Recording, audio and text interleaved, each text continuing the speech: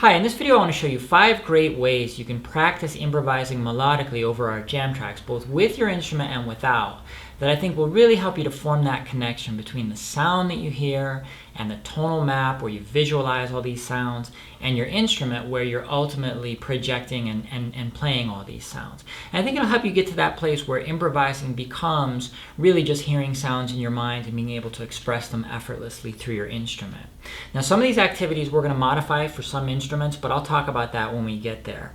To demonstrate this, I'm going to be using a new jam track that I'm actually working on right now for IFR Jam Tracks Level 3, Pure Harmony Advanced, where we're going to do a deep dive into the 2-5-1 chord progression among many other things. And this is a 2-5-1 with kind of a medium swing tempo. So I'll be using this. And the first activity I want to demonstrate is one that everybody can do. And it's simply playing the notes on your instrument without using your voice at all. Just playing as you normally would, improvising over the jam track.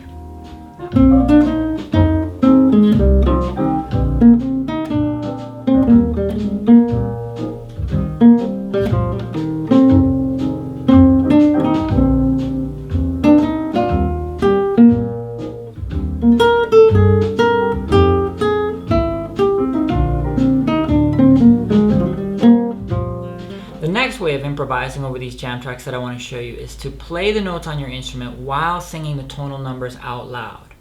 Now, this is something that if you're a horn player, if you play brass or woodwind instrument, obviously you can't do that. And so we would modify the exercise on those instruments, and I would just encourage you to just make sure you're thinking very, very clearly about each tonal number as you're playing each note that you play.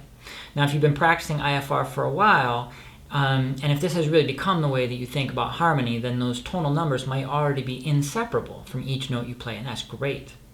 But there might be some, especially if you've been playing your instrument for a long time, there might be some keys or some scales in which you're so comfortable that you just find yourself flying up and down the notes of that key without even thinking very clearly about where you are on the tonal map. And so this exercise would be an opportunity to practice the opposite, playing more simply, playing more slowly, and really thinking every step of the way exactly where you are on the tonal map. And of course, the instruments like all the string instruments, the bowed string instruments, guitar, bass, piano, keyboard, on these instruments we really can sing out loud as we're playing. And so that's what the exercise would be. And it might look something like this. 5, 6, 4, 3, 2, 3, 4, 5, 3, 7, flat 7, 6, 4, 2, 7, 1, 2, 3, 5, 6, 5, 6, 2, 3, 4, 5, flat 6, 5, 3, 1, 1, 6, 1, 7, 6, 7, 5, 3, 5, 3, 1. The next activity I want to show you is my favorite one of all, and it's kind of the way I improvise all the time, which is to sing as you play, but leaving behind the tonal numbers. Now we're just going to sing la la la or whatever other syllable you want to sing. The idea is to just create the sound with your voice, make sure there's that very, very tight connection between hearing and feeling the sound in your body and playing that sound on your instrument. Of course, you're also seeing where you are on the tonal map the whole time. And if you ever have any doubts about that, then the previous activity is where you can work on that skill. But as long as you are seeing that, it's a lot of fun to leave the tonal numbers aside because it gives us so much more rhythmic freedom. And now we really can sing exactly as we play. And again, if you're a horn player, then you would have to modify this. Maybe for you it just means focusing very much on the sound and really hearing each sound in your mind as you play. And this activity may not be as meaningful to you as some of the others and the ones we're going to get to in a moment. But this is the last one that involves playing and singing at the same time. So the next two are exercises that everybody can do.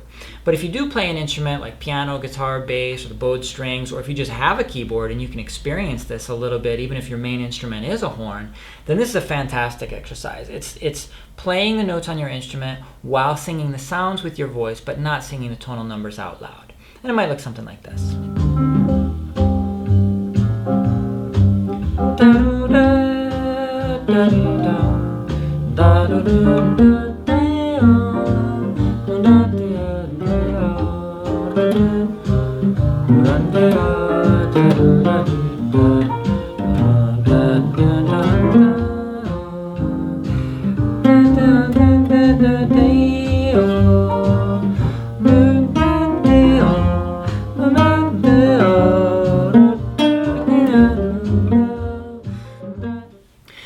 finally, the last two improvisation practices that I want to show you are ones that everybody can do with no modification required, because for these, we're not even going to use our instruments. What we're going to do is repeat a couple of the exercises that we've already practiced, singing just the sounds and singing the tonal numbers out loud, but we're going to do so without the aid of our instrument. And this is really where the rubber meets the road, because now you're going into that nebulous world of sounds, and you're seeing what you can truly hear and feel, what you can latch onto. And it's a tremendous practice, because if you think about it, you're studying these notes kind of coming at them from two different points of view. You've got your other practices where you're seeing very clearly where you are on the tonal map, you're producing the note on your instrument, and so you get to hear it, right? And so you're learning about the sound, knowing exactly what it is. But then you have these other practices that we do without the instrument, where you really have to go out there into the wild and kind of find these sounds for yourself. And you'll probably find that you're more limited. You may find that you don't have the same level of clarity. It might be harder for you to orient yourself in the key of the music. Your ideas might not be as crisp. It might be harder to keep track of where you are in the tonal map. And so I would just encourage you to just scale down what you're doing. Just make it simpler. But it's a very, very important practice, and it's a very beautiful practice once you kind of learn to do it.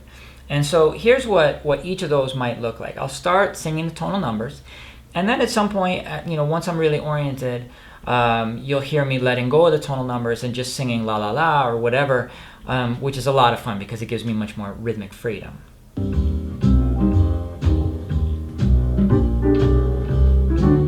That's the tone of the music, right? 1, 2, 3, 4, 5. 5, 1, 5, 4, 3. 3, 5, 3, 2. 6, 1, 7, 2, 5. 5, 6, 1, 3, 5. Flat 5, 4. 4, 5, 3. 7, 6. 6, 7, 1, 6, 1, 3, 2,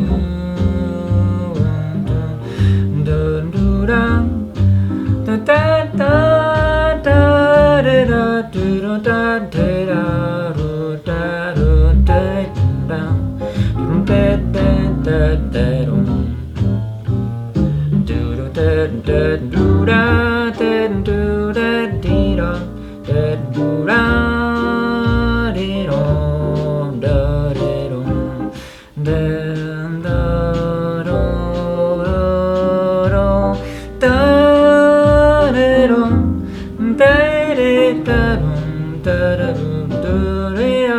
The idea is that there shouldn't really be any separation between that and what you're playing. Well, the music ended. But that's the idea. So I hope you enjoyed these 5 different ways to practice improvising over our jam tracks, both with your instrument and without. And those are to play the sounds on your instrument, play the sounds as you're singing the tonal numbers out loud, play the sounds as you're singing the sounds but leaving all those clumsy tonal numbers behind, and then repeating those same 2 without your instrument, singing the tonal numbers out loud and then just singing the sounds and discovering what you can truly hear and feel in the music without the aid of your instrument.